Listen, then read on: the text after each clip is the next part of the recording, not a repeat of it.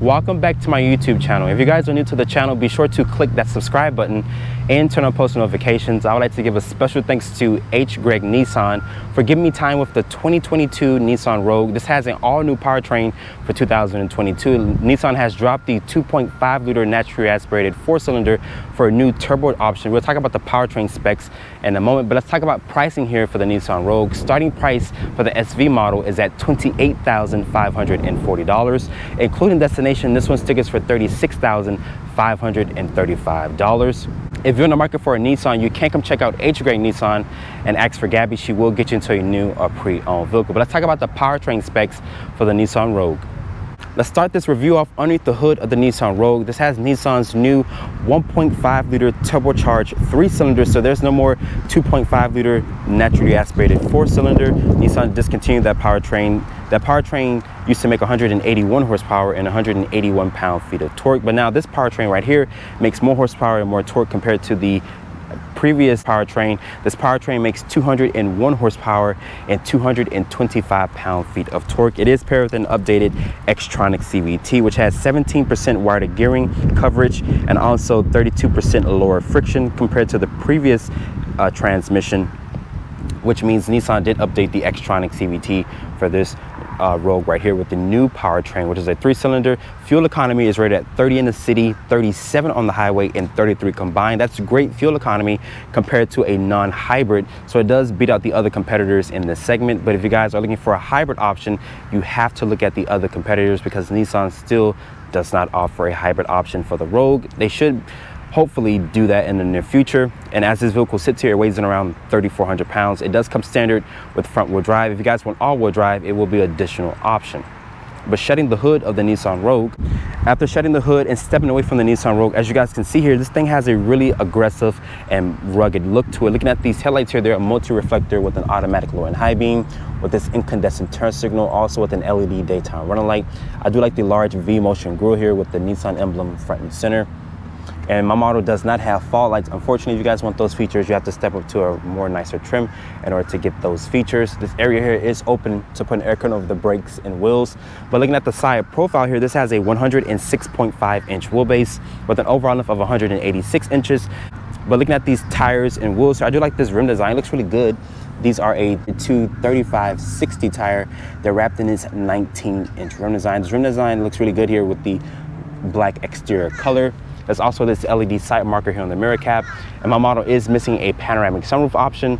But making our way to the rear of the Nissan Rogue, looking at these taillights here, they're going to be an LED combination with the incandescent turn signal and reverse light, but the brake lights are going to be an LED. This is the SV trim. As you guys can see, the SV badge is there. I'd like this aluminum plate here so it protects the actual bumper. There's rear parking sensors. There's the Rogue name, also with the Nissan emblem right there. Open up the cargo back here. My model does not have a power opening feature, but once it opens up, it reveals 36.5 cubic feet of space. And underneath here, you can also see the temporary spare tire. And you can also lower this load floor here if you would like to create more space. There's a 12-volt back here. And once you fold down the rear seat, that expands the cargo to 72.4 cubic feet of space, which is not the largest in the segment, but it still offers a good amount of space.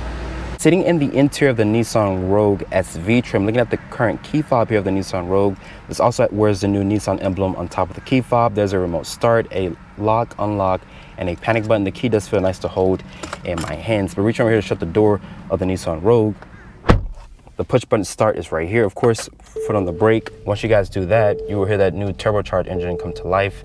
The gauge will do a nice sweep, and you're greeted by this Nissan icon right there in the digital display. You can go for a fully digital display on the top trim if you guys would want. If you want the analog gauges here with this small helper screen front and center. But looking at the two-tone color combination throughout this interior, you also have this brown dashboard, also with this brown upper part of the door panel here. I like the cloth-like material here on the actual door panel. It feels really nice to touch. There's this aluminum painted door handle here. Your lock control, mirror controls are here. Unfortunately, it's just auto up and down for the driver, not for the rest of the windows. This area is going to be slightly padded. It does have additional cup holder and storage space here. There's also the active lane trace assist. Your dimmer switch is there. This is a manual tilt and telescoping wheel. It does offer a good amount of range and adjustability. There's the turn signal and headlight stock there. Wind wiper stock is right there. I do like this flat bottom like design here on the steering wheel. This also has the Nissan emblem there on the airbag cover. Over here is for your driver's assistance. Your volume controls are here with the sync and track. You can also customize this display here by rubbing your finger against this rotary knob to show different things like your driver's assistance features. There's also Apple CarPlay and whatnot, so you can customize this to your liking. But looking up, there is an instance. There we go, Gaby, guys. If you guys wonder who is Gaby. So there's this infotainment system here. It does support Apple CarPlay and Android Auto. There's a volume and tune knob.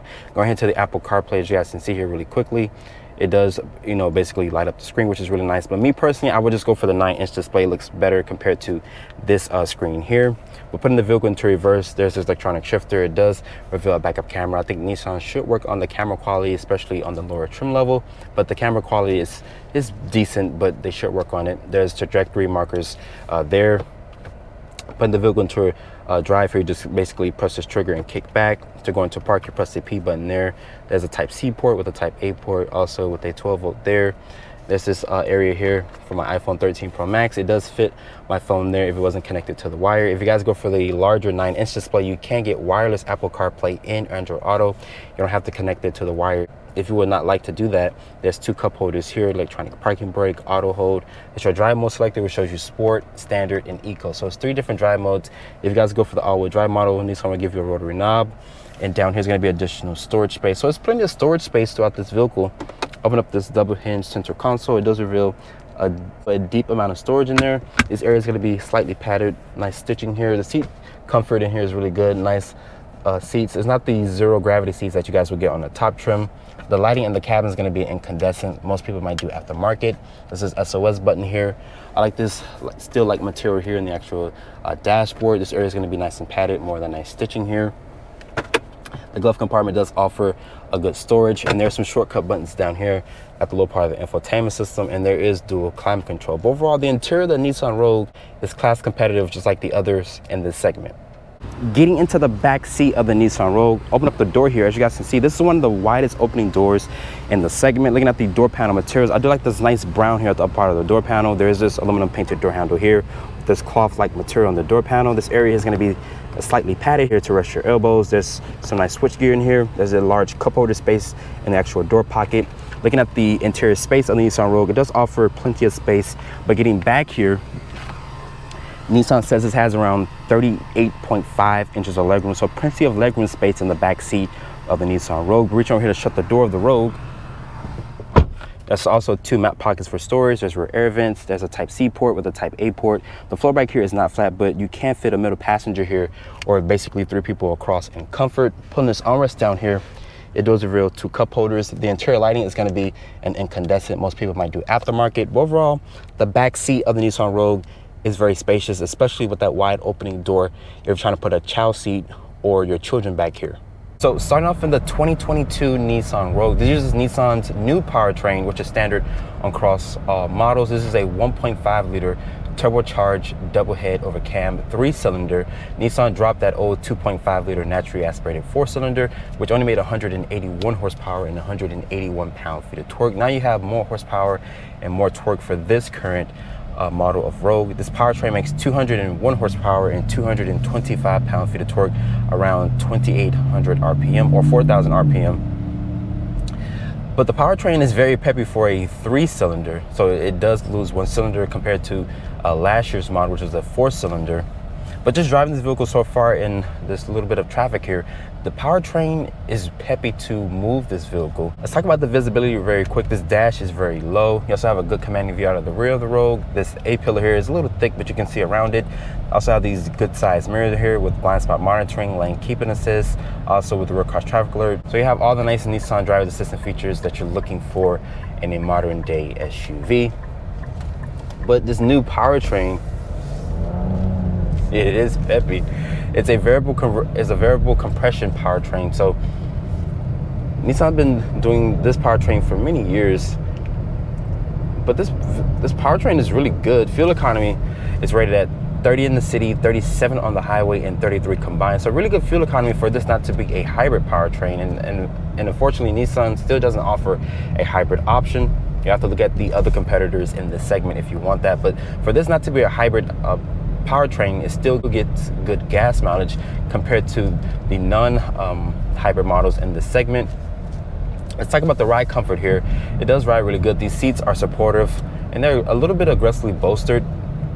The steering feel in here is very playful. You can feel what the front tires are doing. This also has Apple CarPlay and Android Auto, but this powertrain is way more peppier compared to that naturally aspirated 4-cylinder that I recently tested about 2 months ago. This powertrain is way better. So I'm glad that Nissan did drop that 2.5 liter 4-cylinder for this 1.5 liter turbocharged 3-cylinder.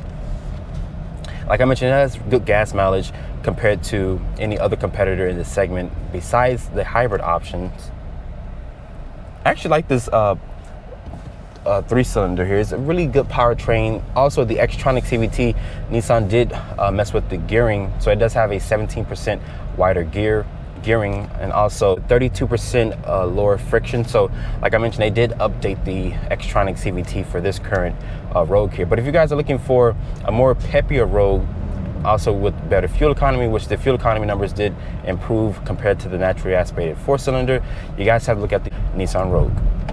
After spending time with the 2022 Nissan Rogue SV with front-wheel drive, I'm really impressed with this new powertrain that Nissan has underneath the hood. It basically beats that 2.5 liter 4-cylinder, which is a naturally aspirated powertrain. I think the turbocharged was a better option compared to last year's model. But I hope you guys have enjoyed this review here. Be sure to follow me on Instagram at Drive1Reviews and hit that subscribe button. And I'll see you all in the next review.